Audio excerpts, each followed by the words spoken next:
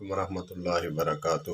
اکثر علماء اہل حدیث یا عوام الناس امام ابو حنیفہ نور اللہ مرکزہ کے بارے میں ان کا قول کوٹ کرتے رہتے ہیں، ان کی طرف منسوب کرتے ہیں کہ وہ فرماتے ہیں وَإِذَا صَحَّ الْحَدِيثُ فَهُوَ مذہبی، جو صحیح حدیث ہے وہی میرا مذہب ہے۔ تو اس کانٹیکس میں ایک بات عرض کروں گا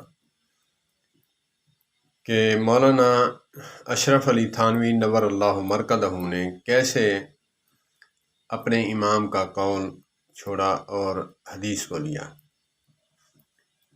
جو نہیں لیتا اس کا اپنا مسئلہ ہے۔ سوانح اشرف میں ہے یا پھر بہشتی زیور میں ہے کہ کسی کا خامند لاپتہ ہو جائے تو اس کا انتظار کتنا کرنا چاہیے۔ امام ابو حنیفہ نور اللہ مرکزہ کے نزدیک 120 سال انتظار کرے پھر وہ شادی کرے۔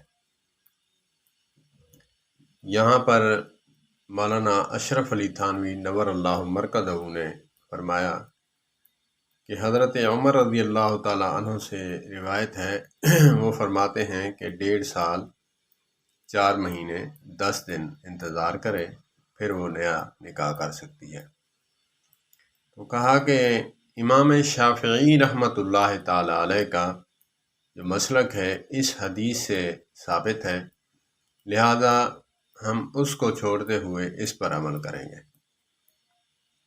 کیسے منصف انصاف پسند علماء گزرے ہیں۔ ہم جب تعصب کی عینک سے دیکھتے ہیں تو پھر سب غلط لگتے ہیں۔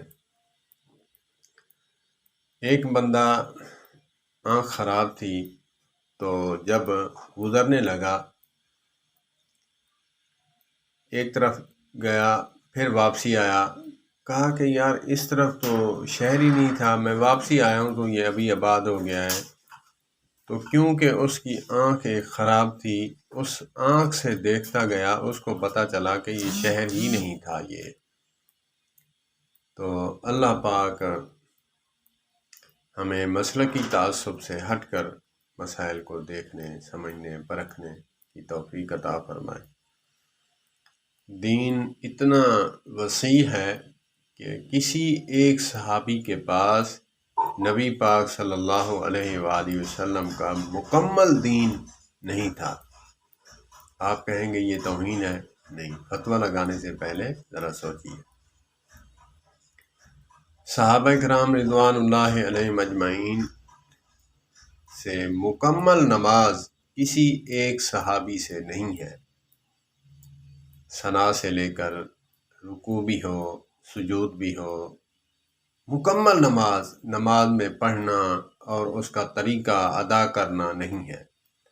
ہر صحابی اپنی اپنی روایت بیان فرماتا ہے کہ میں نے یہ دیکھا، میں نے یہ دیکھا۔